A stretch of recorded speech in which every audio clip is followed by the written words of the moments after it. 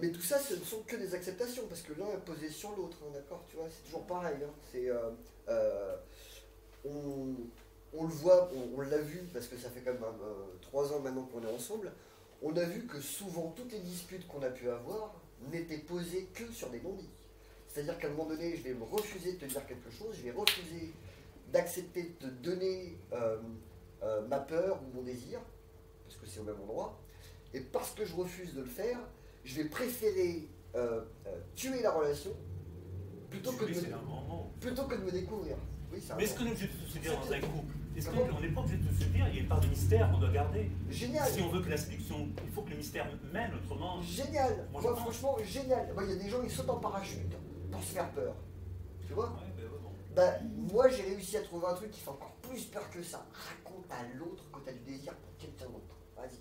Ouais, et puis après, faut savoir avec qui tu es en face, c'est pas tout le monde qui est prêt à entendre ça. Après, accroche-toi. Et pourtant, t'es un homme comme moi dans la rue, dès qu'il y a une nana qui passe, hein, pas toi, mais dès qu'il y a une nana qui passe, tu fais. Mais ta femme, elle a vu ça, ta copine, elle a vu, évidemment. Même qu'elle remarque, un mec qui a remarqué que vous n'en parlez pas, mais ça se sent. C'est pas la peine de mettre des mots dessus. Mais c'est ça. Ouais, c'est ça. Mais si elle le capte et que tu le dis pas, c'est ça qui peut nier. C'est pas que tu le dis pas, si elle te le demande et que tu le dis pas. Si elle te le demande. Mais je t'ai vu ton comportement, tu agis sans que tu parles, j'ai vu donc tu nies, mais bon, c'est clair, c'est tout. Ouais, bien sûr. Mais si le gars qui est intelligent, il dit oui, c'est vrai, je regarde, mais le plaisir des yeux, ça n'engage à rien. Ah, tu vois, regarde, ça n'engage à rien, c'est pas vrai, ça n'engage à rien. Ça n'engage à rien parce qu'elle t'a pas dit oui. Si elle te dit oui, bien sûr, ça va t'engager, tu vas y aller direct. Attends, tu dis oui, tu l'as pas parlé, tu as vous par chez vous une belle femme passée. C'est tout, ça n'engage à rien. Et tu vois, c'est. Moi, j'ai vécu des trucs comme ça, alors pardon de fois. On est toujours en train de diluer. On est toujours en train de diluer. Non, c'est pas dilué, je pense pas. Mais enfin, le commun. C'est posé pareil. Tu vois ce que je veux dire? C'est posé pareil. C'est ça qui va faire qu'à un moment donné, ce manque de communication, ce jardin secret, ce machin, c'est ça qui va faire qu'on n'arrive jamais au couple conscient. Qu'on est toujours dans un rapport de force. Parce qu'on est toujours en train de diluer face à l'autre ce qu'on ressent vraiment. Parce qu'on n'a pas réglé des trucs en soi. Mais dans ce cas d'une belle personne que tu vois passer en face, même si tu ne veux pas l'admettre, la personne, ton conjoint, a vu. Donc, même si tu ne veux pas dire oui, dans les faits, elle a vu, c'est clair. Tu ne veux pas la mettre, donc on passe à autre chose. Mais je sais que tu es intéressé, que tu aimes bien les belles femmes, les femmes qui ont telle forme, c'est ton style de femme, je sais pas trop. C'est tout, mais bon. Et même qu'elle peut accepter. Mais non, on va pas dire donc. C'est ça, non, je sais pas, il me semble, je sais pas ce que vous en pensez. Mais dans le couple conscient dont vous parlez, en gros, un couple dans lequel tout se dit et tout, voilà, rien ne se cache. Est-ce qu'il n'y a pas le risque aussi de se perdre dans la personne qu'on aime? Si on ne cultive pas son jardin secret, mais oui. Est-ce qu'il n'y a pas le risque de se perdre dans la personne avec qui on est? Se perdre? Oui, se perdre. Comment tu peux te perdre? Eh ben, tu pourrais te perdre que si tu t'étais trouvé. Soit s'oublier et faire passer la personne avant soi. Ah ben non, justement. Soit... Parce que si tu lui dis qui tu es, tu te fais passer avant l'autre. Si tu te fais passer toi avant ton couple, d'accord? Tu vas pouvoir nourrir le couple de ce que tu auras découvert de toi. Alors que si tu te caches, tu es obligé de te nourrir du couple, donc tu vas te nourrir de l'autre. Et c'est ça qui rend le couple anthropophage. C'est-à-dire que tu vas, à force de ne plus pouvoir nourrir... Quand vous êtes rencontrés il n'y a pas très longtemps, quand tu rencontres l'autre, tu vas lui raconter toutes les histoires que tu as eues. C'est pas vrai. Au début, quand tu le rencontres... Toutes les histoires, pas toutes. Ah, bien sûr que tu vas édulcorer le truc, arrête de faire semblant que tu n'es pas d'accord avec moi, toi. Non, mais tu dis tu vas édulcorer... Il y a des choses qu'on ne dit pas. Tu vas édulcorer le truc, mais tu vas lui dire quand même, tu vas raconter qui tu es. Tu vas raconter... C'est pas tout, parce qu'on ne sait pas si tu as vécu, tu ne sais pas comment l'autre va le prendre, tu ne connais pas, dans la découverte, tu dis pas tout. C'est pour ça que tu balances tes cartes. Des fois, tu vas rencontrer avec qui tu pourras te permettre, et c'est peut-être là aussi.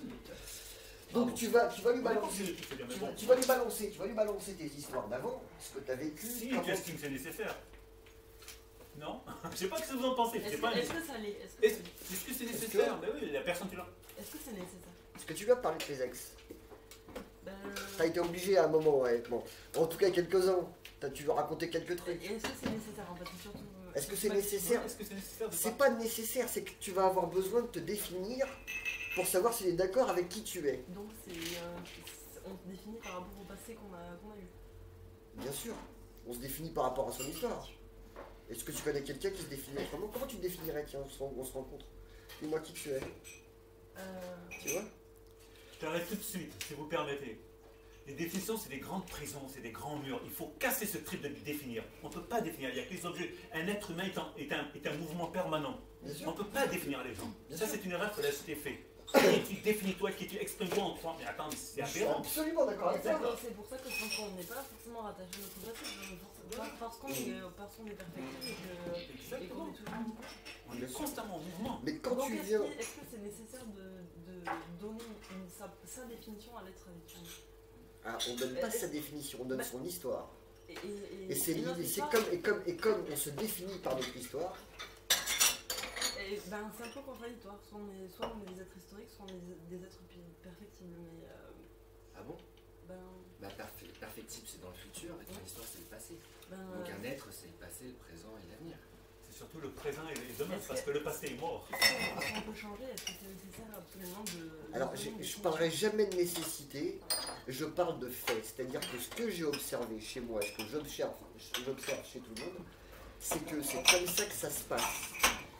C'est comme ça que ça se passe. Alors après,